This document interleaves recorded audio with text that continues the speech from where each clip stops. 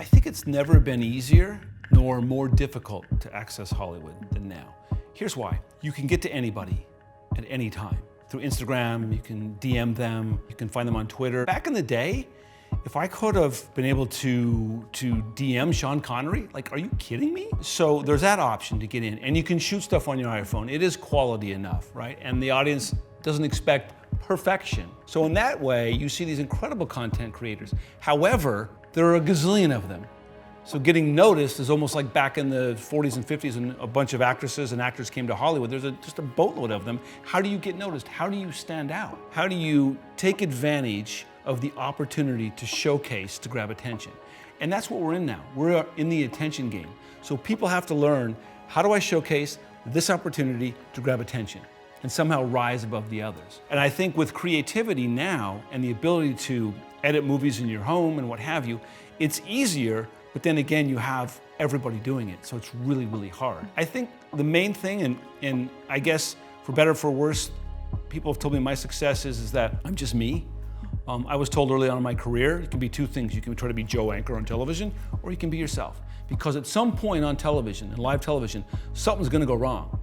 And if you're trying to be Joe Anchor, then you have to think for half a second, how do I react to that? As opposed to, if you're just Tony, you're gonna react right away. And by the way, through the lens of live television, the audience probably will react the same way as you did. And therefore, they'll have this kinship with you because they're like, oh, that's a real dude, that's a real gal. And so for me, I've always just been real, for better or for worse. And I'm not afraid to make mistakes in live television.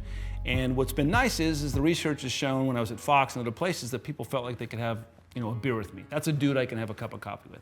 Be authentic, because what's huge now was underground 3 or 4 years ago and was getting pushed aside.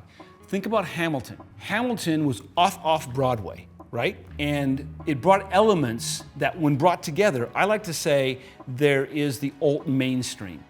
And the alt mainstream brings all kinds of disparate elements together in this thing that suddenly appears on mainstream. And people go, how did this come about? It's amazing. Hamilton early on wasn't for jazz hands Broadway, but it brought hip hop and all these other elements that people could relate to. I grew up in Seattle. Grunge music, not for anybody in the beginning, but what happened? People were disaffected, kids were in the 80s. The me generation of parents, latchkey kids, and these kids were lost.